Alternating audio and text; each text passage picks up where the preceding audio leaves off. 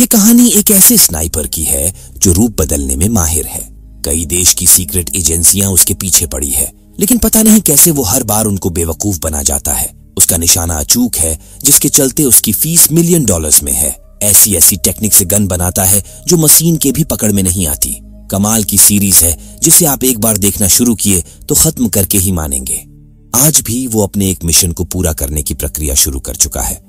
आईने के सामने भेष बदलकर वो बार बार लगातार एक ही लाइन दोहराए जा रहा है, जिसकी तरह वो बोलने की कोशिश कर रहा है ये घर उसी बूढ़े शख्स का है, उसे वो गला घोंटकर पहले ही खत्म कर चुका था। यहाँ से ये बहरूपिया उस कंपनी में गया जहां पर ये बूढ़ा आदमी क्लीनिंग वगैरह का काम करता था। एंट्रेंस पर सिक्योरिटी वाले ने लेट आने पर उसे 2 बात सुनाया, मगर इस बहरूपिये को पहचान न सका। यही नहीं, गेट खोलते वक्त उसका फेस आईडी भी मैच कर गया। भाई साहब क्या ही दिमाग लगाया था। यहाँ के कर्मचारी उसे राल्फ कहकर पुकार रहे थे, पर उन्हें कहाँ पता था कि वो राल्फ के भेष में बहरूपिया है। उनसे 2-4 बात करते हुए वो 13वीं मंजिल पर पहुंचा, जहां उसके टारगेट का ऑफिस था। अंदर जाकर वो वैक्यूम क्लीनर चालू किया, फिर पिस्टल में साइलेंसर लगा ही रहा था। तभी एक मोहतरमा आधम की उसे चट से हेडशॉट मार दिया, जिसके चलते वहां अफरातफरी मच गई। एक ऑफिसर को निपटाने के बाद उसने अपने टारगेट पर भी लगातार 3 गोलियां चलाई, लेकिन वो बचकर सीढ़ियों से भाग निकला। इस स्नाइपर ने सीढ़ी के ऊपर से उसे अपने गन पॉइंट पर आने का इंतजार किया और फिर रेंज में आते ही उसका घुटना तोड़ डाला। कमाल का निशानेबाज था। हालांकि उसने उस शख्स को मौत का डर दिखाकर जिंदा छोड़ दिया, क्योंकि ये उसके प्लान का पहला पड़ाव था। अब तक बाहर पुलिस तथा एम्बुलेंस वाले भी पहुंचने वाले थे। ये स्नाइपर यहाँ से भागने के लिए बिल्डिंग के टेरेस पर गया, नीचे कुछ स्मोक फेंका और बिल्डिंग से छलांग लगाकर उसी स्मोक के बीच छूमंतर हो गया। इसी शहर में हम उसके ठिकाने को भी देख पाते हैं। ये कोई होटल का कमरा है जहां पर वो ठहरा हुआ है।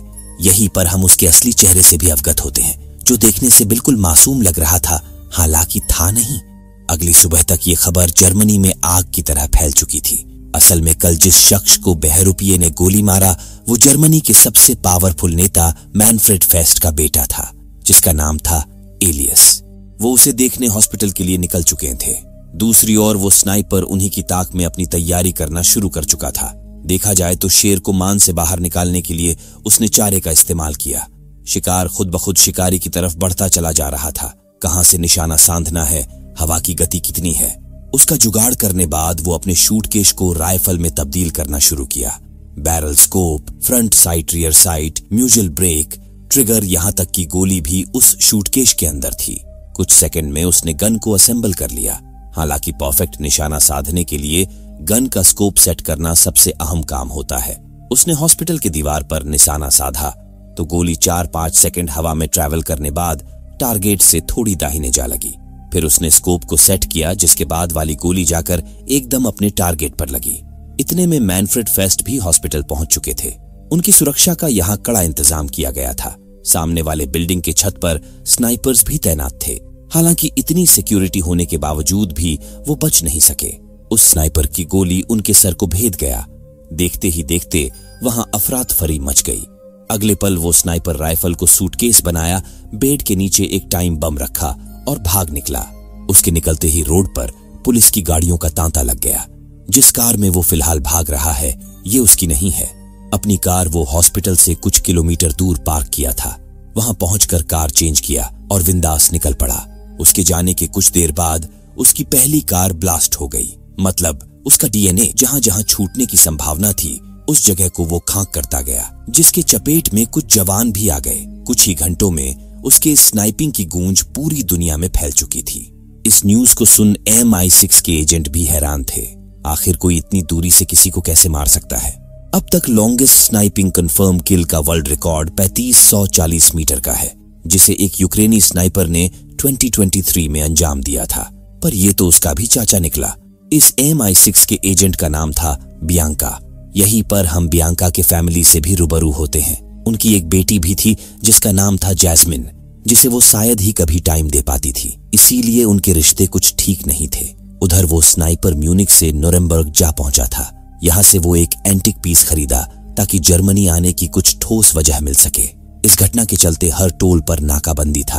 पुलिस वाले उससे भी पूछताछ किए। उसका पासपोर्ट तथा सूटकेस वगैरह की तलाशी ली गई। वैसे आप यहाँ किस काम से आए थे? एंटिक पीस खरीदने का हवाला देकर वो आसानी से जर्मनी से बाहर निकल गया। आखिर वो स्नाइपर किस देश का था? जर्मन खुफिया एजेंसी अपने हर करीबी देश की खुफिया एजेंसी से मदद लेने के लिए उनसे संपर्क कर रही थी। एक मीटिंग MI6 से भी हुई। उन्हें उस स्नाइपर के भागने के अलावा कोई क्लू हाथ नहीं लगा था, ना ही फॉरेंसिक को उसका गन मिला। आमतौर पर देखा जाए तो एक सबसे छोटी स्नाइपर गन के बैरल की लंबाई 737 मिलीमीटर की होती है। वही जो बैक स्नाइपर के हाथ में है वो 60 सेंटीमीटर से भी कम चौड़ी है। इसका मतलब गन उसके बैग में नहीं है, या फिर हो सकता है उसके पास स्नाइपर कीपर हो जिसके गन का बैरल 2 हिस्सों में हो। हालांकि ये भी पॉसिबल नहीं था। अगर बैरल को 2 हिस्सों में बनाने में जरा सी भी चूक हुई तो उससे निशाना नहीं लगेगा। ऐसी गन बनाने वाला तो भगवान ही हो सकता है। बियांका एक ऐसे गन मेकर को जानती थी जो इस तरह की गन बनाने पर सालों से प्रयोग कर रहा है। उसका नाम था नॉर्मन स्टोक, जो 2008 में हुए स्टॉकहोल्म हमले में भी शामिल था। तभी से वो गायब है। हालांकि बियांका के पास एक एसेट था जिसके जरिए वो नॉर्मन को पकड़ सकती थी। क्या पता उस स्नाइपर ने उसी से गन खरीदी हो। बियांका को इस ऑपरेशन को आगे बढ़ाने की मंजूरी मिल गई। दूसरी ओर वो स्नाइपर जर्मनी से फ्रांस की राजधानी पेरिस जा पहुंचा था। अब उसे किसी नए शिकार की तलाश थी, जिसके लिए वो एक कैफे में पूरा दिन टाइम बिताया। डार्क वेब पर उसे क्लाइंट मिल जाते थे जिनसे चैट वगैरह करके पैसे वगैरह की बात कर लेता था। इस बार उसे 10 मिलियन का ऑफर आया। किसे मारना है और बाकी सारी जानकारी के लिए उस शख्स से अगले दिन मीटिंग फिक्स कर लिया। वे अगले दिन तय किए जगह पर मिले। ये कोई महिला थी जो टेक इन्वेंटर उले डाग चार्ल्स को मरवाना चाहती थी, जो कि एक बिलियनियर था। उसकी UDC नाम की एक टेक कंपनी थी। इसके लिए $100 मिलियन लगेंगे। भाई साहब, इस हिसाब से आप अंदाजा लगा सकते हैं कि उले डाग चार्ल्स कितना बड़ा आदमी होगा। 10 मिलियन से सीधे 100 मिलियन करना इस महिला के हाथ में नहीं था। इसके लिए उसे अपने बॉस से बात करनी होगी। इन्हीं सब बातों के बीच वो स्नाइपर छूमंतर हो गया। उधर बियांका नॉर्दर्न आयरलैंड पहुंचकर अपने एसेट से मिली जिसका नाम एलिसन था। बियांका उसे यहां आने की वजह बताई। उसे लग रहा था कि नॉर्मन अभी भी अपने भाई लैरी के टच में होगा। एलिसन लैरी की वाइफ थी, इसलिए ये जानकारी निकालना उसके लिए आसान था। फिर भी वो इसके लिए राजी नहीं हुई। बियांका के काफी डराने धमकाने के बाद कहीं जाकर वो मानी। हालांकि ये एक छलावा निकला। एलिसन जानकारी देना तो दूर अपना फोन भी बंद कर चुकी थी। बियांका के पास इसका भी इलाज था। उसने एलिसन की बेटी एमा को निशाना बनाया। वो लंदन के ही एक कॉलेज की स्टूडेंट थी और UDC के खिलाफ धरना प्रदर्शन कर रही थी। ये वही UDC कंपनी है जिसके मालिक उले डाग चार्ल्स को वो महिला मरवाना चाहती है। बियांका के आदेश पर एमा को गिरफ्तार कर लिया गया। फिर वो उस पर अपने किसी ऑफिसर को पीटने का झूठा इल्जाम लगाना शुरू किए ताकि वो डर जाए, लेकिन वो बिल्कुल नहीं डरी। बार बार यही दोहराती रही कि उसे अपना वकील चाहिए। हालांकि उसे वकील तो नहीं दिया गया, पर वो अपनी माँ को कॉल कर सकती थी। इस पर भी वो राजी नहीं हुई, इसीलिए उसे कैद कर दिया गया। यहाँ से कहानी स्पेन के कादिज शहर में शिफ्ट होती है। इस स्नाइपर को हमने पहले जर्मनी में देखा, फिर फ्रांस में, और अब वो 2 देशों का भ्रमण करके अपने घर आ पहुंचा है। ये आलीशान घर उसी का है। यहीं पर हम उसकी पत्नी नूरी को देखते जो अपनी बेटी के खिलौने एकत्रित कर रही थी। उसे कोई आइडिया नहीं था कि चार्ल्स घर आने वाला है। चार्ल्स, यही नाम था इस स्नाइपर का, जिसके काले राज उसकी पत्नी भी नहीं जानती थी। उधर एमा को जेल में डालने के कुछ ही देर बाद उसकी तबीयत बिगड़ गई। शायद उसे हार्ट अटैक आया था।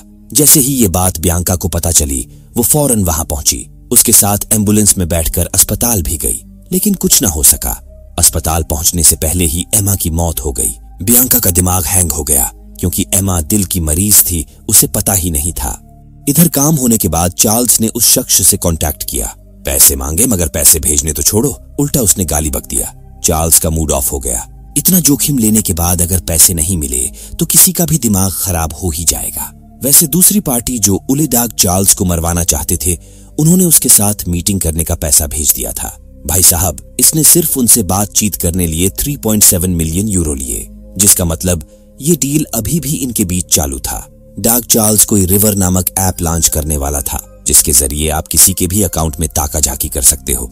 आपके दोस्त के अकाउंट में कितने पैसे हैं, कहां से पैसे आ रहे हैं, कहां जा रहे हैं, किस उद्योगपति के पास कहां और कितने पैसे हैं, सब कुछ पारदर्शी हो जाएगा।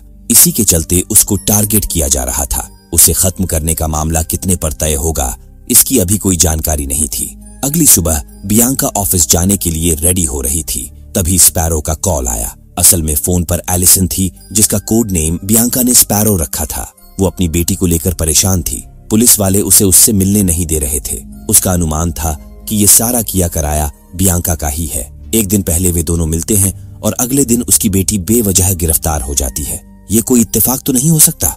बियांका ने जवाब दिया कि इसमें उसका कोई हाथ नहीं था, पर अगर वो आज रात तक नॉर्मन का नंबर दे दे तो वो उसकी बेटी एम्मा को छुड़वा सकती है। क्या होगा जब पता चलेगा कि उसकी बेटी पुलिस कस्टडी में मर गई? उधर आज चार्ल्स की बेटी का बर्थडे था। बर्थडे में न्यूरी की मम तथा उसके भाई भी आए हुए थे। बर्थडे मनाने के कुछ देर बाद चार्ल्स को ऑनलाइन पेमेंट का एक मैसेज मिला। फौरन लैपटॉप पर लॉगिन किया तो उसी पार्टी ने दोबारा 3.7 मिलियन यूरोज का पेमेंट किया था। मतलब वो एक बार फिर चार्ल्स के साथ मीटिंग करना चाहते थे। अगर ये डील पक्की हो गई तो चार्ल्स हमेशा के लिए ये काम छोड़ सकता था, इसीलिए वो फौरन घर से रवाना हो गया। भला ऐसा भी क्या काम जो वो अपनी बेटी के बर्थडे भी सेलिब्रेट नहीं कर सकता? हर कोई यही बुदबुदा रहा था, पर नूरी उसकी मजबूरी समझती थी। वो उसे एयरपोर्ट तक छोड़ने गई। चार्ल्स उसके आंखों के सामने एयरपोर्ट के अंदर दाखिल हुआ और दूसरे साइड से बाहर निकल आया। असल में उसे अपने लॉकर से पासपोर्ट वगैरह चाहिए थे। इधर नूरी भी उसी एरिया में फूल खरीदने पहुंची थी। इतने में उसने एक टैक्सी में चार्ल्स को जाते हुए देख लिया। आखिर चार्ल्स उससे झूठ क्यों बोला? ये बात उसके पल्ले नहीं पड़ी। उसने फोन भी स्विच ऑफ कर रखा था। कहीं किसी लड़की का तो चक्कर नहीं? ये बात उसे अंदर ही अंदर खाए जा रहा था। जब ये बात उसके परिवार को पता चली तो घर में बखेड़ा शुरू हो गया। दूसरी तरफ हम एलिसन के पति लैरी को देखते हैं। अपनी बेटी को लेकर वे भी काफी परेशान थे। वैसे इस सिलसिले में तुम अपने भाई नॉर्मन को कॉल क्यों नहीं करते? उसके डिपार्टमेंट में काफी सारे लिंक है, शायद वो एमा को छुड़वा सके। लैरी ऑलरेडी 2 दफा नॉर्मन को कॉल कर चुका था, हालांकि अभी भी उसके कॉल का जवाब नहीं आया था। एलिसन यही तो जानना चाहती थी। पूरा दिन इंतजार करने के बाद वो शाम को उसे ड्रिंक पीने के बहाने बार में लेकर गई। फिर मौका मिलते ही चुपके से लैरी के कॉल लॉग का फोटो क्लिक कर ली। उधर बियांका अपने फैमिली के साथ डिनर कर रही थी। तभी उसे स्पैरो का एक मैसेज मिला जिसमें नॉर्मन का नंबर था। वो फौरन अपने सोर्स से इस नंबर का लोकेशन निकालने को बोली और हरवा हथियार लेकर निकल पड़ी। हालांकि अपनी बेटी और डिनर पर आए उधर वो अनजान महिला जिसके साथ चार्ल्स मीटिंग करने वाला था, उसे वो इंग्लिश गार्डन में 10 बजे बुलाया और वो भी बिना फोन के।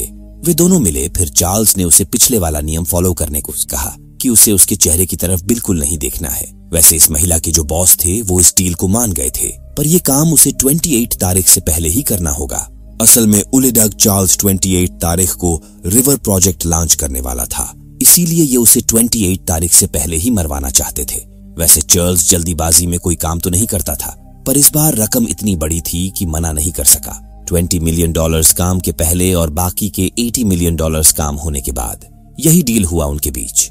और आगे बातचीत करने के लिए इन्होंने टारगेट का कोड नेम रोडान रखा और चार्ल्स का जयकाल। हालांकि वे उसका असली नाम नहीं जानते थे। इसके अलावा जयकाल अपने पैसों को लीगल तरीके से अपने अकाउंट में ट्रांसफर करने में माहिर था, जिस पर हम ज्यादा बहस नहीं करेंगे। उधर बियांका बेलारूस पहुंच चुकी थी क्योंकि नॉर्मन का लोकेशन यहीं पर था। यहाँ से वो 3 लोगों की टीम बनाकर उसे पकड़ने निकल पड़े। नॉर्मन का लोकेशन लगातार एक ही जगह पर दिखा रहा था। कुछ ही देर में वो स्मारहन के जंगलों में पहुंच गए। टारगेट की लोकेशन इन्हें हर एक पल हेडक्वार्टर से दी जा रही थी। वो सामने ही वाले घर में था। एक दूसरे को कवर देते हुए वे तीनों घर के अंदर दस्तक दिए। तभी इनका एक जवान ग्रेनेड की चपेट में आकर मारा गया। दूसरे को नॉर्मन ने गोलियों से छलनी कर दिया। अब सिर्फ बियांका ही बची थी। इसका मतलब इनके आने की खबर नॉर्मन को पहले ही लग चुकी थी। डिपार्टमेंट में उसका कोई खबरी था। सही मौका देख वो भाग निकला। बियांका उसके पीछे गई। दोनों के दरमियान फायरिंग भी हुई, लेकिन कुछ न हो सका। हालांकि भागते वक्त उसका सूटकेस वहीं छूट गया था जो बियांका के हाथ लग गया। अगली सुबह तक एलिसन और लैरी को बता दिया गया था कि उनकी बेटी एमा की पुलिस कस्टडी में मौत हो चुकी है। वे सूचना मिलते ही लंदन के लिए निकल चुके थे। दोनों बिल्कुल हताश थे। इस बात पर यकीन ही नहीं कर पा रहे थे कि उनकी बेटी उनको छोड़कर जा चुकी है।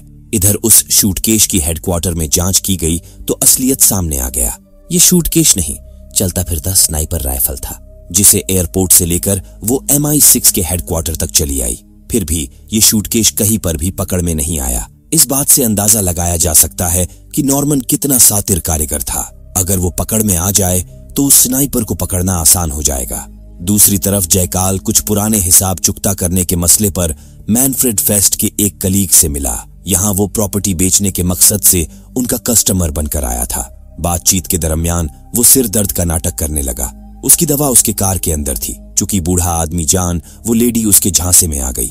जैसे ही वो दवा लेने बाहर गई, इसने एक वायरस उसके सिस्टम में इंस्टॉल कर दिया। इस वायरस के जरिए वो मैनफ्रेड फेस्ट के पूरे सिस्टम को हैक कर लिया। यहीं से उसे एलियस के ड्राइवर की जानकारी मिल गई। आज के दिन मैनफ्रेड फेस्ट का पूरा परिवार और उनके चाहने वाले उनको श्रद्धांजलि देने वाले थे। इसी मौके पर जयकाल ने एलियस के ड्राइवर को मार डाला और खुद उसका ड्राइवर बनकर श्रद्धांजलि शोक सभा में शामिल हो गया। एलियस के इर्द गिर्द सुरक्षा गार्ड्स का तांता लगा हुआ था। वे चारों तरफ नजर बनाए हुए थे। हालांकि खतरा तो उनके बिल्कुल समीप ही था। देखते ही देखते उनकी गाड़ियां श्रद्धांजलि समारोह की तरफ निकल पड़ी। जैसे ही सही मौका दिखा, बाजू में बैठे सिक्योरिटी गार्ड को मारकर वो गाड़ी कतार से अलग मोड़ लिया। एलियस के सिक्योरिटी गार्ड्स उसका पीछा करने लगे। कौन हो तुम, क्या चाहते हो? जयकाल जब पीछे मुड़ा तो उसकी हवा टाइट हो गई। असल में उसने अपने ही बाप को मारने का कॉन्ट्रैक्ट जैकल को दिया था। हालांकि जयकाल का तरीका उसे पसंद नहीं आया, इसलिए वो उस कॉन्ट्रैक्ट का पैसा नहीं दिया था। ऊपर से चैट में गाली भी बका था। लेकिन जब बात उसके जान पर आई तो सब कुछ देने को तैयार हो गया। लेकिन इसके लिए अब देर हो चुकी थी। जयकाल ने उसे उसी की गाली देकर वहीं ठोक दिया, फिर कार में बम लगाकर फरार हो गया। सिक्योरिटी गार्ड्स के पहुंचते ही वो कार ब्लास्ट हो गई। दूसरी तरफ नूरी काफी टेंशन में आ चुकी थी। उसका पति बिना बताए कहां जाता है, किसके साथ रहता है, क्या काम करता है, इसका जवाब वो घर में ही तलाशना शुरू की। फ्लोर के नीचे उसे एक लॉकर मिला। वही एलिसन और लैरी लंदन पहुंच चुके थे। लैरी की हालत ठीक नहीं थी, इसलिए एलिसन को बॉडी से नाख्त करने अकेले ही जाना पड़ा। बियांका उसी के ताक में बैठी थी। सब कुछ निपटाने के बाद वो दोनों अकेले में मिले। इधर लैरी सो रहा था, तभी उसके भाई नॉर्मन का फोन आया। ये कॉल उस पर हुए हमले के बारे में था। वही बियांका एलिसन को यहाँ ये बताने आई थी कि उसकी बेटी के केस में उसका कोई हाथ नहीं था। यही नहीं, अगर उसने नॉर्मन का ठिकाना नहीं बताया तो एक मुजरिम की मदद करने के केस में उन्हें 10 साल की सजा हो सकती है। भाई साहब, एक तो वो उनकी बेटी खा गई, ऊपर से ब्लैकमेल भी कर रही है। इधर लैरी को एलिसन पर शक हो गया था, क्योंकि पिछले दिनों वो बार बार नॉर्मन को कॉल करने की जिद कर रही थी। लैरी के कॉल करने के अगले ही दिन उसे कुछ लोग पकड़ने गए थे। ये कोई इत्तेफाक तो नहीं हो सकता। उसने एलिसन का फोन चेक किया तो सारी असलियत बाहर आ गई। वो भागने की कोशिश की, लेकिन लैरी ने उसे दबोच लिया, फिर घसीटते हुए रूम में लाया और फिर तकिए से दम घोंटकर मार डाला। दूसरी तरफ नूरी के परिवार वाले जब लॉकर को खोल नहीं पाए तो इस घर का नक्शा खंगालने लगे। नक्शे में उन्हें एक ऐसा रूम दिखा जो बेडरूम में था। उसके भाई ने तलाशी ली तो आईने के पीछे वो सीक्रेट रूम उन्हें मिल गया। उसमें भी सिक्योरिटी लॉक लगा हुआ था। इधर काम शुरू करने के लिए जयकाल के अकाउंट में पैसे ट्रांसफर हो चुके थे। साथ ही साथ ये खबर भी मिली कि उनका टारगेट टैलिन जा रहा है। अगले ही पल जयकाल भी टैलिन जाने के लिए निकल पड़ा। तभी उसके फोन पर सिक्योरिटी सिस्टम का अलर्ट आया। दरअसल नूरी का भाई उसके सीक्रेट रूम को तोड़कर अंदर घुस चुका था। अंदर का नजारा देख वे सब हैरान थे। आखिर वे उसके बारे में क्या सोचेंगे, यही सोचते विचारते जयकाल कार से टैलिन जा रहा था। तभी एक पिकअप से उसकी गाड़ी ठुक गई। पिकअप ड्राइवर ने बखेड़ा शुरू कर दिया। पैसे लेने को भी तैयार नहीं था। इतने में उसी रास्ते एक पुलिस वाला आ धमका। उसने जयकाल की गाड़ी के कागज देखे जो रेंटेड कार थी, फिर गाड़ी की तलाशी लिया। उसके बैग में गन देख वो कुछ करता उससे पहले ही जयकाल ने उसे ठोक दिया। वही गन उस पिकअप ड्राइवर को पकड़ाकर दूसरे गन से उसको भी ठोक दिया। 2 सेकंड के अंदर दोनों ढेर हो गए। गन से अपने फिंगरप्रिंट मिटाने के बाद दोनों गन उनके हाथ में पकड़ाकर वहां से निकल लिया। दूसरी तरफ पहली बार हम उन लोगों से रूबरू होते हैं जो उलेडाग चार्ल्स को मरवाने के लिए जयकाल को हायर किए थे। इन्हें मैनफ्रेड फेस्ट और उसके बेटे को मारने वाली बात पता चल चुकी थी। खबर था कि मैनफ्रेड फेस्ट के बेटे ने अपने बाप को मरवाने के लिए जयकाल को हायर किया था, पर उसने काम पूरा होने के बाद पैसे नहीं दिए। इसीलिए जयकाल ने उसे भी मार डाला, कहीं वो कोई और बखेड़ा न कर दे। इससे इनके प्लान को खतरा हो सकता था। इस लेडी का नाम सुफिया था, जिसे उसके बॉस ने जयकाल के पीछे लगा दिया। इधर एलिसन बियांका की मदद करने के लिए मान गई थी, पर वो एलिसन नहीं बल्कि लैरी उसको एलिसन के फोन से मैसेज कर रहा था। अपनी बेटी और बीवी के लिए वो काफी दुखी था।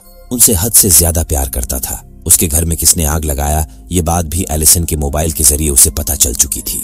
आज रात ही वो बियांका का किस्सा खत्म करने वाला था। यहाँ से वो उस जगह पहुंचा जहां पर उसने बियांका को मैसेज करके बुलाया था। एलिसन की जगह लैरी को देख बियांका घबरा गई। अगले ही पल उसने चाकू से उस पर हमला कर दिया। किसी तरह वो उससे पीछा छुड़ाकर भाग निकली। लैरी हाथ धोकर उसके पीछे पड़ चुका था, इसलिए बियांका ने तुरंत हेडक्वार्टर कॉल किया। उसी एरिया में एक ऑफिसर था जिसे इसकी जानकारी दी गई। लैरी को इसकी भनक लग चुकी थी।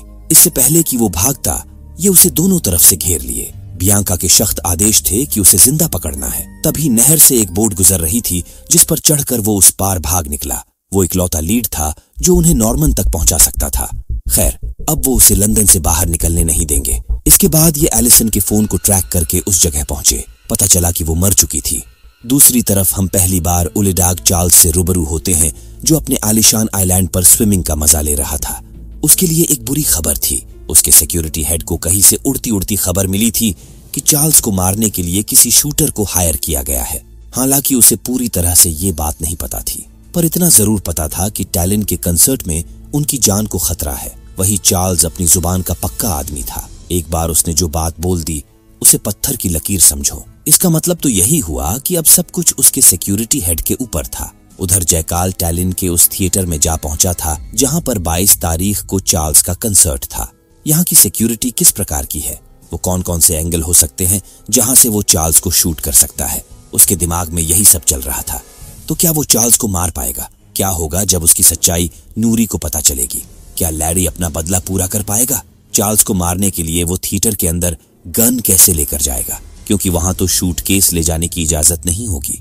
अगला भाग देखने के लिए आप हमें सब्सक्राइब भी कर सकते हैं। पिछले पार्ट में हमने देखा कि जैकल अपने नए शिकार को ठिकाने लगाने टैलिन पहुंच चुका था। MI6 जैसी नामी गिरामी खुफिया एजेंसी अब तक उसका नाम तक पता नहीं कर सके थे। पूरे यूरोप की पुलिस उसकी तलाश में थी। असल में वो बहुत सातिर था। हर नए प्लान के साथ नया आइडेंटिटी, नया भेष बदल कर काम करता था। इसीलिए आज तक पकड़ा नहीं जा सका था। पर अब चीजें बदलने वाली है। टैलिन के उस थिएटर की सीलिंग जिस पर जैकल चढ़ा था वो स्लाइड होने वाली थी। इस बात से बेफिक्र होकर वो सारा ध्यान वीडियो फुटेज निकालने में लगा था। तभी सीलिंग स्लाइड होने लगी। इससे पहले कि वो नीचे गिरता, किसी तरह केबल पकड़कर लटक गया। उसके वजन से केबल टाई टूटने लगी। मोबाइल भी छूटकर नीचे गिर गया। हालांकि किसी तरह वो वापस ऊपर चढ़ा, जिसके बाद उसके जान में जान आई। अभी उसका पूरा प्लान चौपट हो गया होता। कंसर्ट खत्म होने के बाद वो थिएटर के ही एक सिक्योरिटी गार्ड को अपनी प्रॉब्लम बताया। उस गार्ड ने उसे अपना फोन दिया ताकि वो उस पर कॉल कर सके। भाग्य संयोग उसका मोबाइल वही फर्श पर पड़ा था। इसी बहाने दोनों के बीच जान पहचान हो गई। इस गार्ड का नाम था रास्मस, तो वही जैकल ने उसे अपना नाम पीटर बताया। दूसरी तरफ MI6 वालों ने दुनिया के बेस्ट स्नाइपर्स की लिस्ट जारी किए थे, जिसे लेकर बियांका अपने समय के सबसे मशहूर स्नाइपर के पास पहुंची। वे रिटायर्ड आर्मी के जवान थे और अपने ही साथ के स्नाइपर दोस्तों का एक व्हाट्सएप ग्रुप चलाते थे। फिलहाल जर्मनी में जो शॉट मारा गया था उस पर भी उनके ग्रुप में काफी बहसबाजी हुई थी। हालांकि उनके ग्रुप में कोई ऐसा बंदा नहीं था जो 3500 के टारगेट को भेद सके। आपकी नजर में ऐसा कोई बंदा है जो ये करने के काबिल हो? वो जो भी होगा सच में कमाल ही होगा। वैसे उनके रिटायरमेंट के बाद एक अलेक्जेंडर डगन नाम का जवान उभरा था, जिसका निशाना कमाल का था। हालांकि वो मर चुका है। 10 साल पहले काबुल में उसका पूरा स्क्वाड बम विस्फोट के चपेट में आ गया था। किसी की भी बॉडी पहचानने लायक तक नहीं बची थी। क्या पता डगन उस विस्फोट में बच निकला हो। बियांका तुरंत अपने सोर्स को फोन करके अलेक्जेंडर डगन की जानकारी निकालने को बोली। उधर लैरी अभी भी लंदन में ही था। जुगाड़ लगाकर नया सिम कार्ड भी खरीद चुका था। इस नए नंबर से वो अपने भाई नॉर्मन को मैसेज किया। दोनों में बातचीत हुई। असल में लैरी को एक एड्रेस चाहिए था। यहीं पर हमें पता चलता है कि उस हमले में नॉर्मन भी घायल हुआ था, जो आगे चलकर उसके परेशानी का सबब बनने वाला है। शाम को बियांका काम निपटाकर घर लौटी तो लैरी उसी के ताक में बैठा था। बियांका की बेटी उसके कब्जे में थी। वो उसे उसके सामने मारना चाहता था। इससे पहले कि वो जैस्मिन को हलाल करता, बियांका ने उसका घुटना तोड़ डाला। जैस्मिन को हल्की खरोच आई, पर वो साफ तौर पर बच गई। लैरी को गिरफ्तार कर लिया गया। अगली सुबह जैकल टैलिन के सड़कों पर यूं ही घूम फिर रहा था, तभी एक महिला के पैर को देख उसके दिमाग की बत्ती जली। उसने फौरन सिक्योर लाइन से नॉर्मन को मैसेज किया। फिर उनके बीच बातचीत हुई। दरअसल जैकल को उसके अगले ऑपरेशन के लिए गन बनवाना था। टारगेट की दूरी थी 75 मीटर। हालांकि मसला दूरी को लेकर नहीं, मेटल डिटेक्टर और एक अल्ट्रा सेंसिटिव स्कैनर को लेकर था। वैसे नॉर्मन इस तरह की गन बना तो सकता था, पर उसका दाहिना हाथ चोटिल था। उसे किसी और पर भरोसा भी नहीं था, इसलिए मना कर दिया। जैकल खुद गन बनाने में उसकी मदद करने को राजी हुआ, तब जाकर कहीं वो माना। इधर बियांका लैरी की खबर लेने अस्पताल जा पहुंची थी। उसने नॉर्मन का एड्रेस उगलवाने के लिए उसका गला तब तक घोंटती रही जब तक कि वो अपना मुंह नहीं खोलता।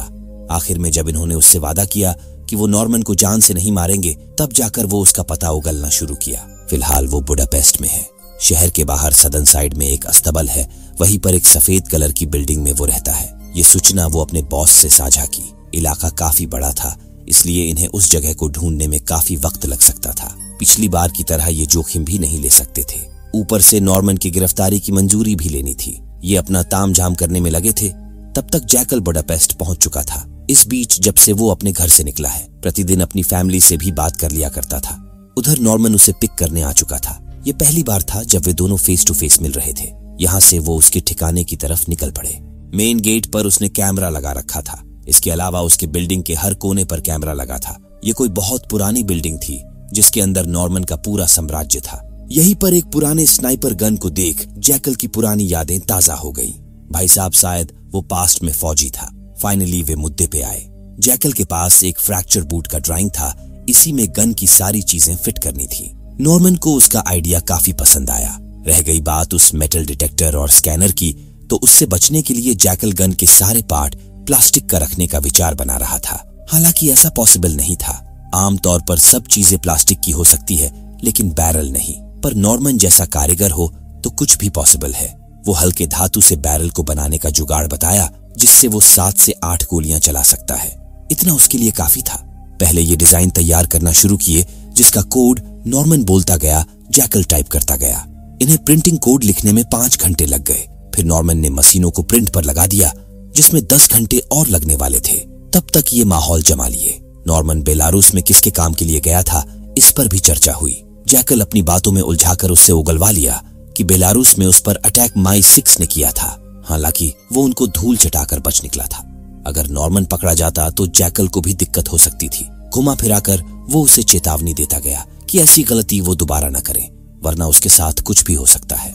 आधी रात तक माई 6 ने उस जगह को शॉर्ट लिस्ट कर लिया, जैसा कि लैरी ने उन्हें बताया था। बियांका और उसकी टीम उसी रात बुडापेस्ट के लिए निकल पड़े। सुबह तक फ्रैक्चर बूट बनकर तैयार हो चुका था, जो जैकल के पैर के लिए बिल्कुल परफेक्ट था। इसके बाद नॉर्मन ने उसे असेंबल करने का तरीका भी बताया। जैकल ने उसी तरह गन को असेंबल किया और इसे ट्राई करने के लिए पास के जंगलों की तरफ निकल पड़ा। वही रात भर जगने के चलते नॉर्मन सोने चला गया। दूसरी ओर बियांका बुडापेस्ट की धरती पर कदम रख चुकी थी और बड़े रफ्तार से इनके ठिकाने की ओर ही चली आ रही थी। उधर जैकल मार्केट से एक तरबूज लिया, उसे कलर किया, फिर लेकर एक एकांत जगह पहुंच गया। 75 मीटर की दूरी से पहली गोली फायर किया, जो टारगेट से थोड़ी दाहिने जा लगी। तीसरे बार में वो इस गन के स्कोप को अच्छी तरह सेट कर पाया। मामला सेट करके वो भी ठिकाने की ओर चल पड़ा। तभी कुछ गाड़ियों को देख उसे शंका हुआ। नॉर्मन के घर के मेन गेट पर ही एक चाय की टपरी थी, वही बैठकर वो मुआयना करने लगा। तभी वो ब्लैक कार उनके गेट के सामने रुकी। फिर उन्होंने इस इलाके की पूरी पावर सप्लाई कट करवा दी ताकि कैमरे बंद हो जाए। खतरे को भांप जैकल तुरंत नॉर्मन को फोन किया, जो घोड़े बेचकर सो रहा था। काफी फोन करने के बाद वो निद्र से जगा। तब तक माई 6 के एजेंट उसके साम्राज्य में दस्तक दे चुके थे। मेहमान फिर से आ गए हैं, फौरन सारे सबूत मिटाकर वहां से निकलो। नॉर्मन ने गन के लिए जो कोड लिखा था उसे मिटा दिया। तब तक बहुत देर हो चुकी थी। वो बिल्डिंग के दरवाजे तक आ पहुंचे थे। नॉर्मन गिर चुका था, इसलिए उसने उन पर फायरिंग शुरू कर दिया। वे भी जवाबी फायरिंग किए और काफी मशक्कत के बाद उसे पकड़ लिया गया। फिर उसकी अच्छे से खातिरदारी की गई। तुमने ही वो गन बनाई जिससे मैनफ्रेड फेस्ट का खून हुआ था। बियांका के इस सवाल पर वो चुप्पी साध लिया, कुछ भी बताने को तैयार ही नहीं था। इतने में बियांका को यहाँ एक और शख्स का सामान मिला। खबर थी कि जिस शूटर ने मैनफ्रेड फेस्ट को मारा, उसे एक और आदमी को मारने का कॉन्ट्रैक्ट मिला है, जिसके लिए उसे गन चाहिए होगा। नॉर्मन एक हाथ से ये काम तो नहीं कर सकता, जिसका मतलब वो शूटर यही है और उसी का ये सामान है। हालांकि इस पर भी नॉर्मन ने कोई प्रतिक्रिया नहीं दी। फिर भी वे अंदाजे से उस शूटर के लौटने का इंतजार करने लगे। यहीं पर बियांका ने बताया कि उसे पकड़वाने की टिप उसके भाई लैरी ने दी थी और अब वो दोनों पूरी जिंदगी जेल में चक्की पीसेंगे। गुस्से में तिल मिलाकर नॉर्मन जैसे ही खड़ा हुआ, एक गोली उसके सर को चीरती हुई निकल गई। ये सभी डर कर कवर ले लिए, क्योंकि वो स्नाइपर आसपास ही था।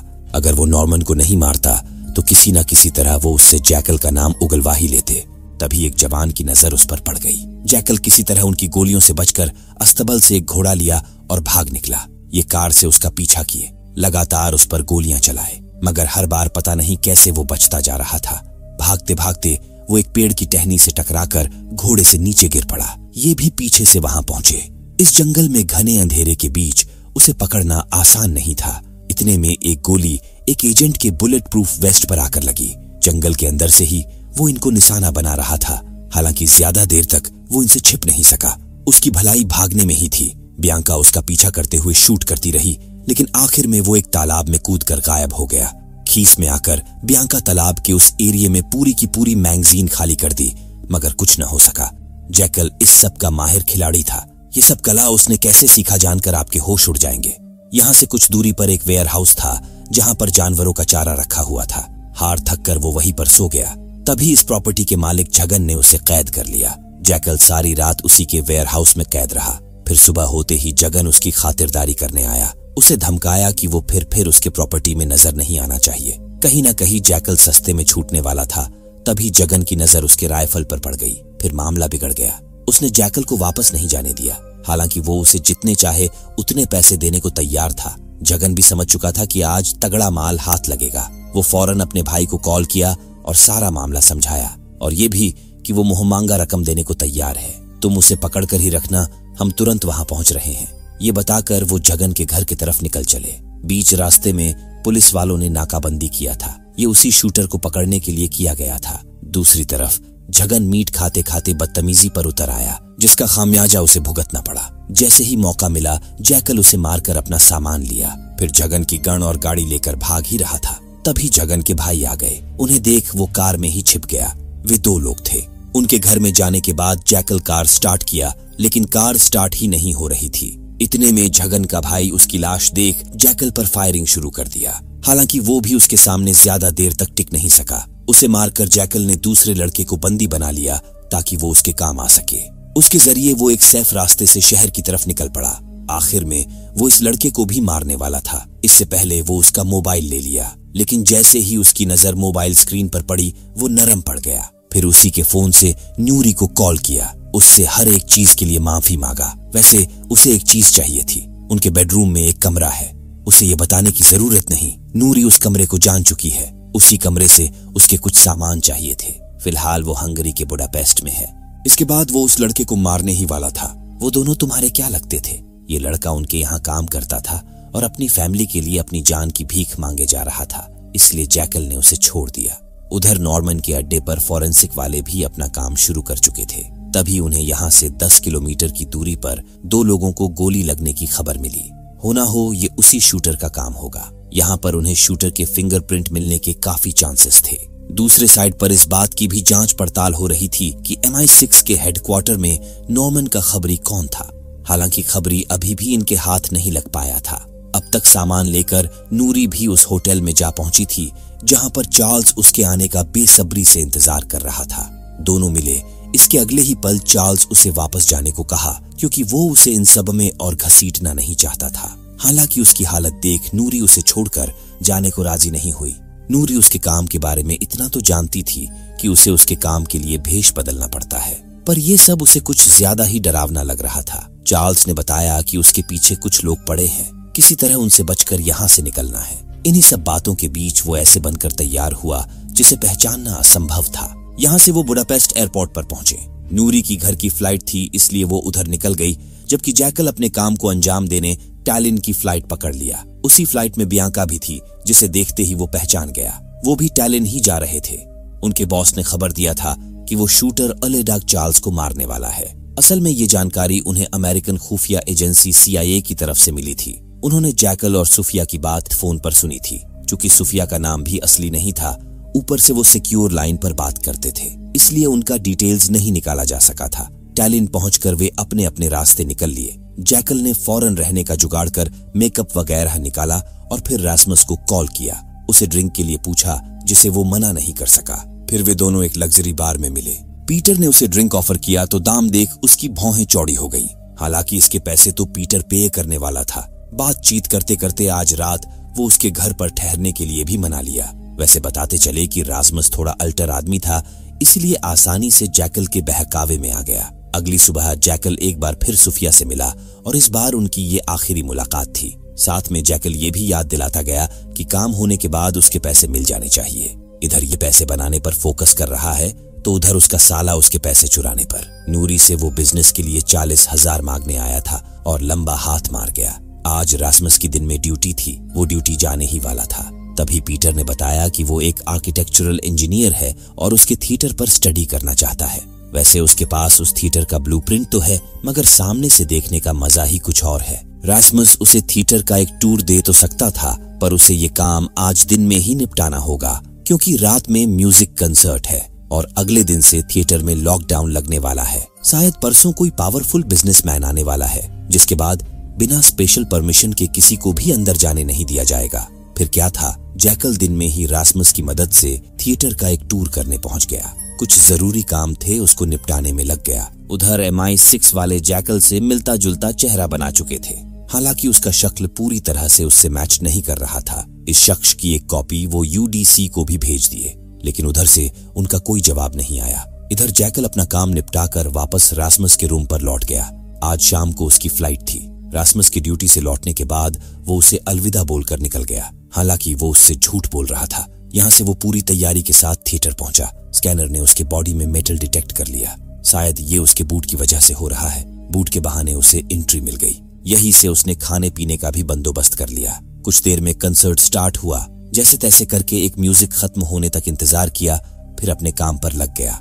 असल में उसका प्लान सीलिंग के ऊपर जाकर छिपना था, क्योंकि कल से थिएटर में लॉकडाउन लग जाएगा और परसों UDC का यह कंसर्ट है। यहाँ नीचे जगह भी कम था, मतलब इसी पोजीशन में उसे लगभग 48 घंटे तक खाना पीना सब मैनेज करना था। कुछ घंटे बाद कंसर्ट खत्म हुआ तो उसे नींद आने लगी। वो नूरी के ख्यालों में खो गया। ये वो समय था जब वो नूरी से एक बार में पहली बार मिला था। वहां वो पार्ट टाइम वेटर की जॉब करती थी। यहीं से उनकी प्रेम कहानी शुरू हुई थी। अगली सुबह लॉकडाउन लगाने की प्रक्रिया शुरू कर दी गई। थिएटर के जो गार्ड थे उनसे पहले शुरुआत किया गया। कुर्सी वगैरह ऊपर नीचे हर कोने कोने को अच्छी तरह से चेक किया जा रहा था। बियांका तो ठीक जैकल के ऊपर से चक्कर लगा गई, लेकिन उन्हें कहीं कुछ नहीं मिला। वही UDC जिस मंच से प्रेजेंटेशन देने वाला था, वहां एक बुलेट प्रूफ कांच का प्रोटेक्शन लगाया गया था।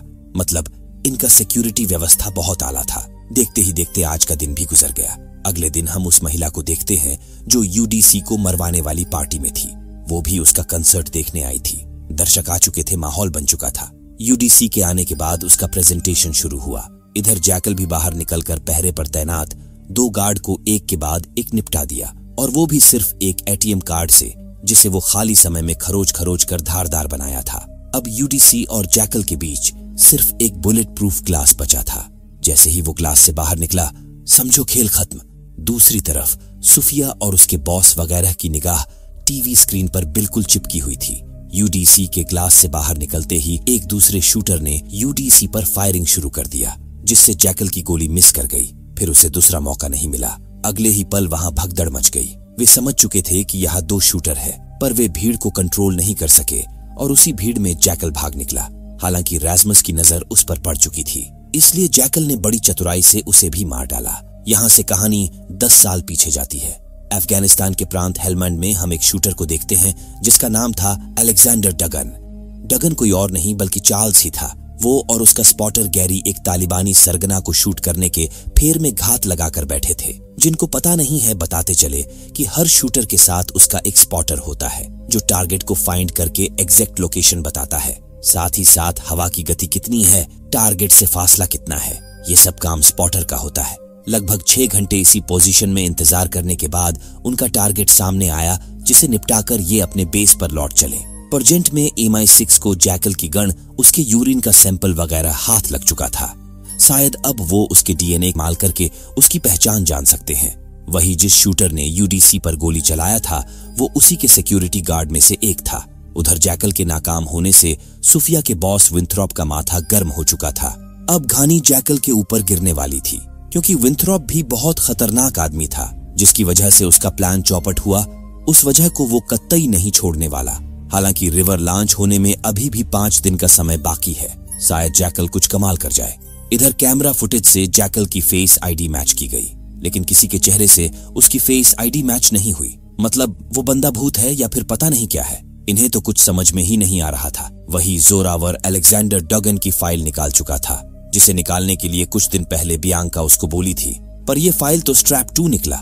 मतलब ये बिना आर्मी से परमिशन लिए इस फाइल को नहीं देख सकते।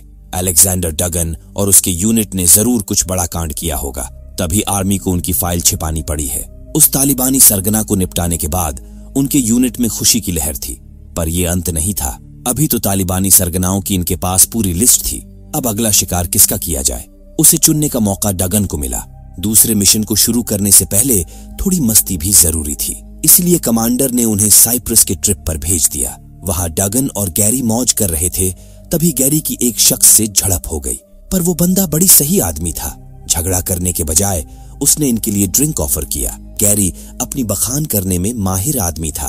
बकने लगा कि कल ही हमने एक बंदे को 1400 मीटर की दूरी से उड़ा दिया। हम ब्रिटिश आर्मी के सबसे बड़े स्नाइपर हैं।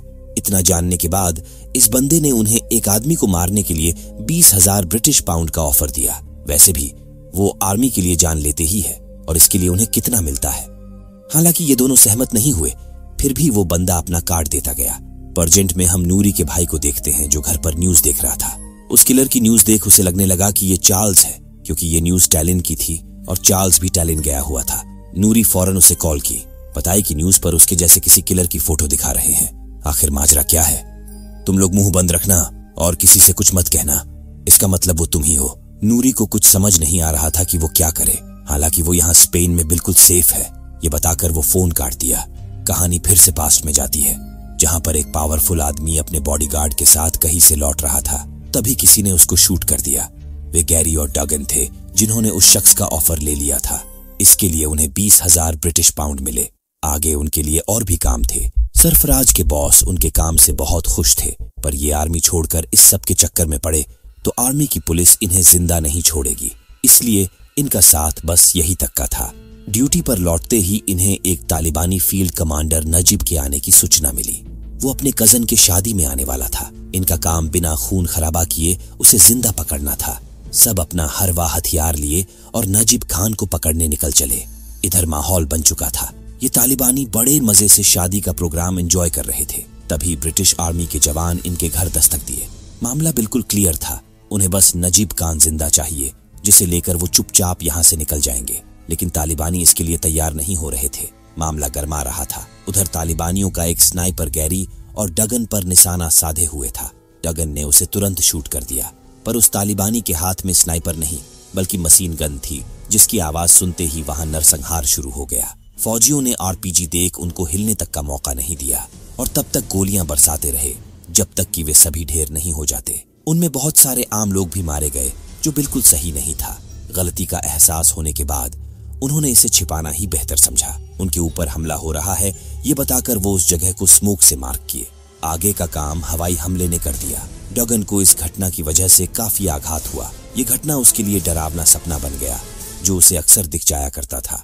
काफी सोर्स वगैरह लगाने के बाद MI6 को डगन की फाइल ओपन करके मिल चुकी थी। बियांका उसे पढ़ना शुरू की, जिसमें लिखा था कि ब्रिटिश आर्मी ज्वाइन करने से पहले वो पायर ब्रॉट HDPRCC से स्नाइपर कोर्स किया था। फिर पाथफाइंडर प्लेटून में टॉप स्नाइपर बना। उसे डिप्लॉयज किया गया था Norway, Northern Ireland, Kosovo, Sierra Leone, Iraq. आखिर में वो अफगानिस्तान में था। 23 अप्रैल 2013 को वो और उसकी पलटन हेलमैंड में एक ऑपरेशन पर थे।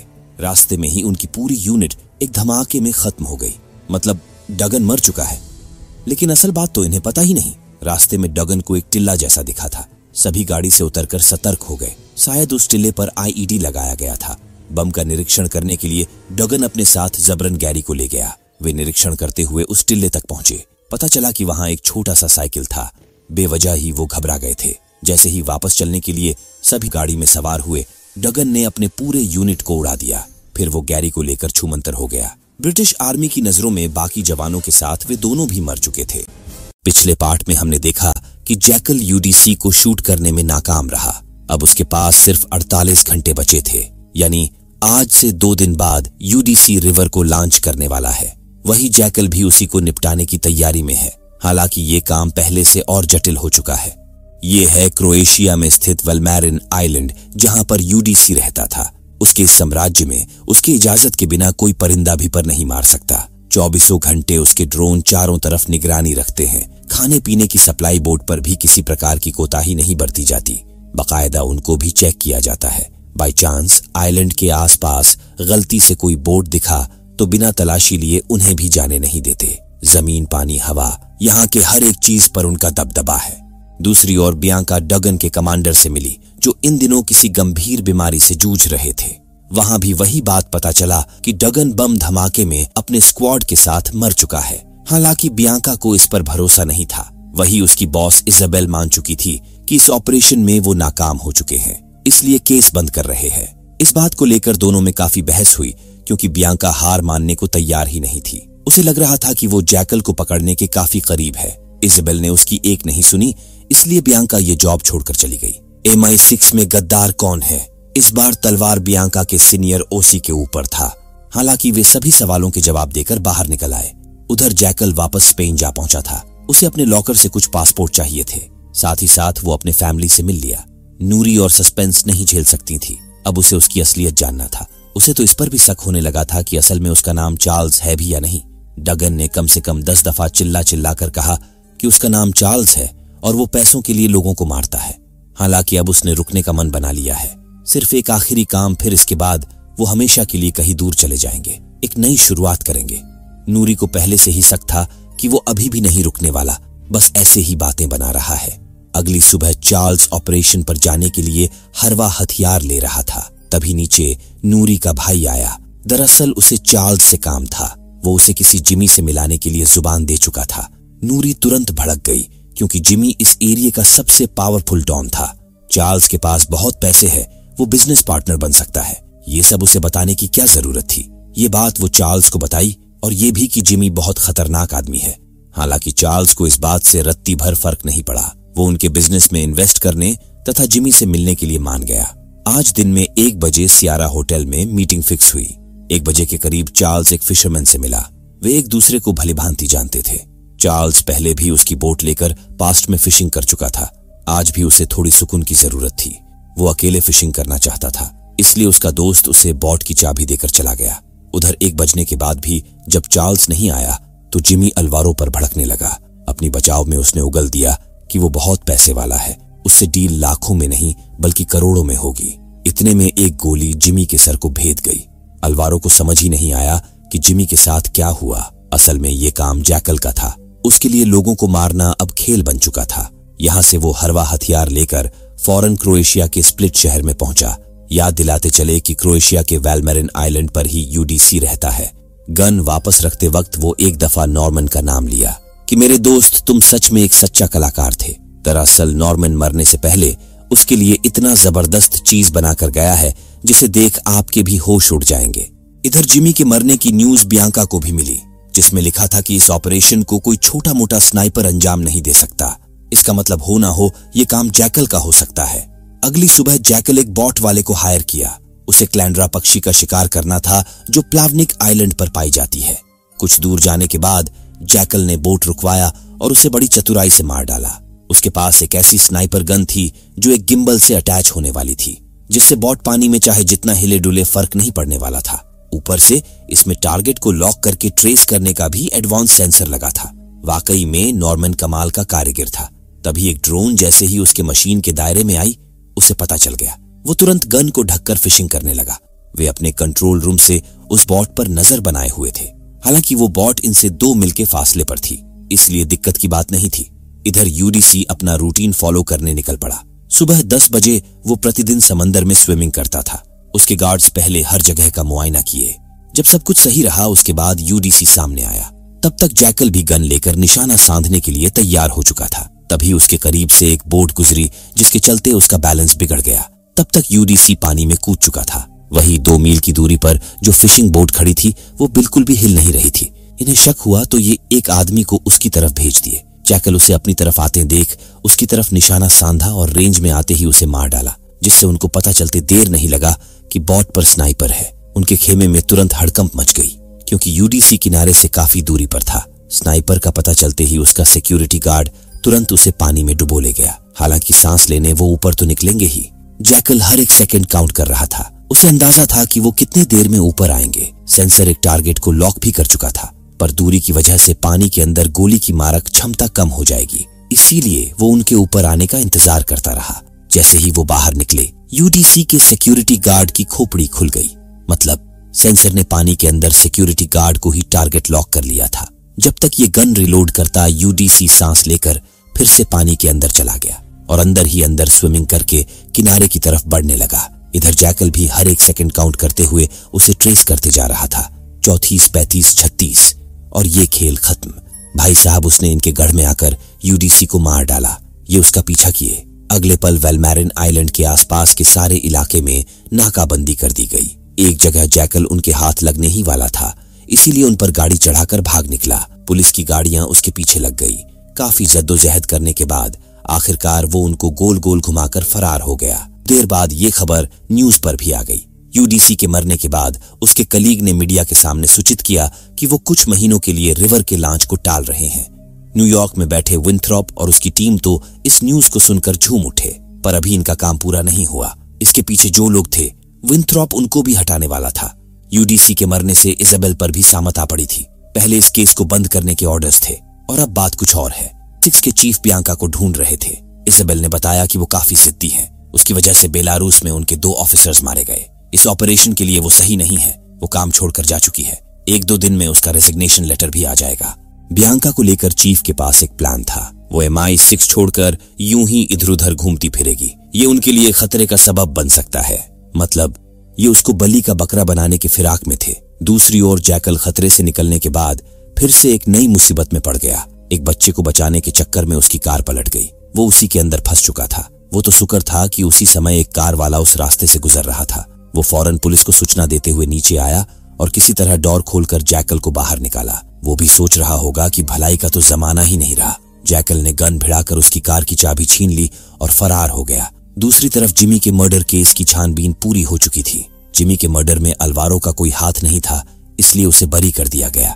हालांकि नूरी उससे बिल्कुल भी खुश नहीं थी। आखिरकार वो उससे रिश्ता तोड़कर चली गई। भाई और माँ की जगह उसने चार्ल्स को चुना। यही होता है पैसे का पावर। वही चार्ल्स एक सुनसान जगह जा पहुंचा था।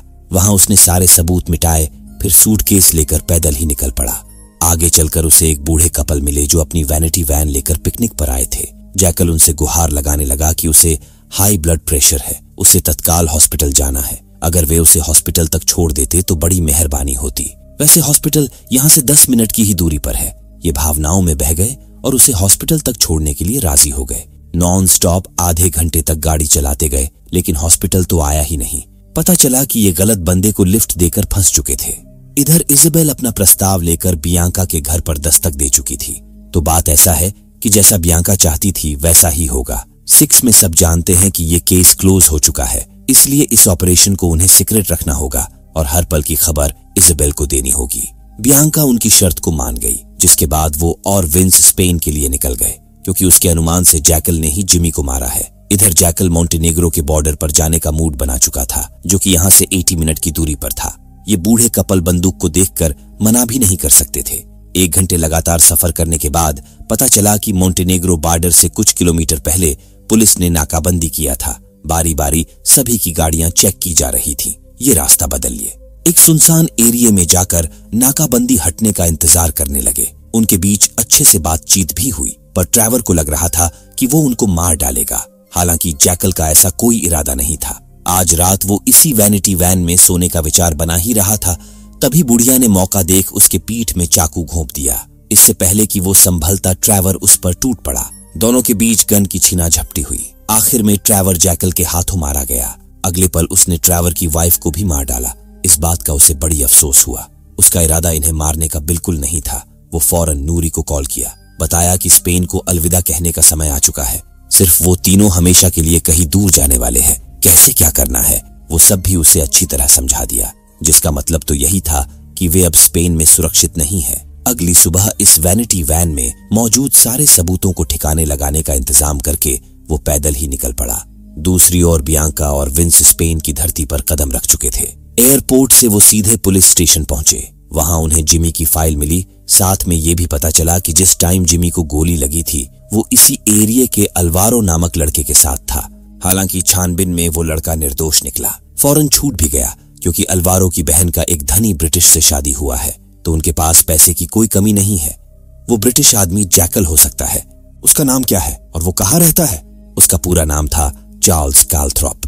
बियांका अंदाजे पर तीर चलाए जा रही थी और कहीं ना कहीं उसका अंदाजा बिल्कुल सही था। उधर जैकल मोंटेनेग्रो के टिवेट एयरपोर्ट पर जा पहुंचा था।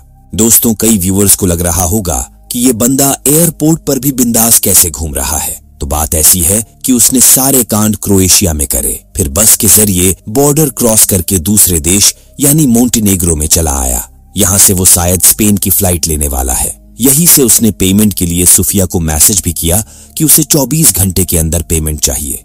सुफिया लियोनोरा को फोन की, बताई कि जैकल अपने पैसे मांग रहा है। इस बात को दरकिनार कर लियोनोरा उससे पूछने लगी कि अभी वो कहाँ है, वो रहता कहाँ है, क्या उसने कभी अपनी जुबान से स्पेन का जिक्र किया।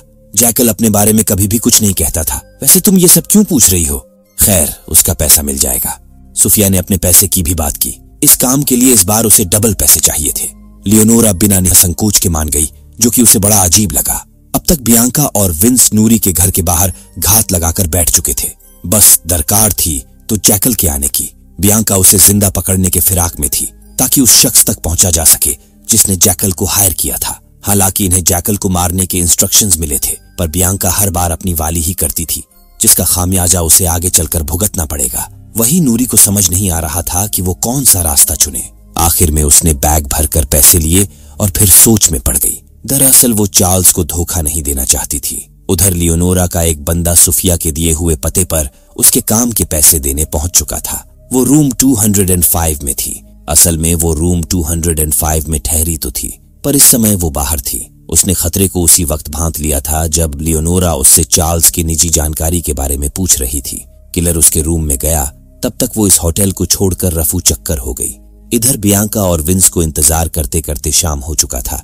तभी वहां एक टैक्सी आकर रुकी, जिसमें नूरी अपने बच्चे को लेकर 9-2-11 हो गई। वो ये सब करके खुश नहीं थी। अब या तो वो उसका पीछा कर सकते थे या फिर जैकल के आने का इंतजार। बियांका ने यही रुकना सही समझा। इसके कुछ देर बाद एक कार आकर रुकी। शायद ये जैकल हो सकता है। उसके घर में जाने के बाद ये दोनों भी उसके पीछे गए। नूरिया और अपने बेटे को घर में न पाकर जैकल हताश था। तभी सुफिया का कॉल आया। क्या अभी तुम स्पेन में हो? अगर हाँ तो फौरन वहां से निकलो, वो तुम्हारे लिए आ रहे हैं। इतना बताकर वो फोन कट कर दी। इसका मतलब तो यही हुआ कि वे उसके पैसे नहीं देने वाले, बल्कि उसे जान से मारने वाले हैं। यही नहीं, नूरिया भी काफी सारे पैसे लेकर भाग चुकी थी। जो कुछ भी बचा था जैकल उसे समेट ही रहा था। तभी नूरी का भाई पीकर उससे सुलह करने चला आया। कुछ हलचल हुई तो उसने गन निकाल लिया। लाइट ऑन करते ही उनके बीच गोली चल गई, जिसमें वो मारा गया। गोली की आवाज सुन जैकल सतर्क हो चुका था। उसने तुरंत MCB बंद कर दिया। उसकी तलाश में ये दोनों कॉप अलग अलग होकर घर के कोने कोने को छान मारे। जैकल कुछ टाइम तक बिना शोर शराबा किए सही समय का इंतजार करता रहा। वैसे भी वो इस सीक्रेट रूम तक नहीं पहुंच सकते थे। बियांका ठीक उस आईने के सामने खड़ी थी जिसके पीछे जैकल था। उन्हें जब तसल्ली हो गई कि ऊपर कोई नहीं है, तब वो बाहर निकला और विंस को शूट कर दिया। उसकी मौके पर ही मौत हो गई। बियांका तो सिर्फ गोलियां ही बर्बाद कर रही थी। आखिर में वो जैकल को उसके नाम से बुलाने लगी, जिसका असली नाम था अलेक्जेंडर डगन। तुम ये सब क्यों कर रहे हो डगन? यही सवाल उसने बियांका से पूछ लिया। बियांका ने डायलॉग मारा कि मुझे जीतना पसंद है, पर जीत तो डगन की फितरत थी। उसने दूसरे साइड से जाकर बियांका को खत्म कर दिया। इधर नूरिया अंतरराष्ट्रीय हवाई अड्डा जेरेस पर जा पहुंची थी। उसने अपना फोन भी डस्टबिन में फेंक दिया, जिसका मतलब तो यही हुआ कि वो स्पेन छोड़कर किसी दूसरे देश भाग रही है। वो उसे छोड़कर भाग गई। डगन ये बर्दाश्त नहीं कर पा रहा था। बार बार यही बके जा रहा था कि चाहे तुम किसी भी देश के कोने में चली जाओ, मैं तुम्हें ढूंढ लूंगा। उसके पीछे MI6 वाले पड़ चुके थे। इतने में साइड से उसका भयंकर एक्सीडेंट हो गया। इस ऑपरेशन के बाद इजाबेल की प्रमोशन हो गई। अब वो चीफ बन चुकी थी। हालांकि OC इसको लेकर खुश नहीं था। इसमें उनके 2 ऑफिसर्स मारे गए। कहीं ना कहीं वो अनुमान लगा चुका था कि बियांका और विंस को इस ऑपरेशन में चारे की तरह इस्तेमाल किया गया था। दरअसल बियांका ऑपरेशन पर निकलने से पहले OC को मैसेज करके बताई थी कि इजाबेल उसे जैकल को पकड़ने के लिए चारा बनाकर भेज रही है। अगर मैं नाकाम हुई तो तुम्हें पता है कि क्या होगा।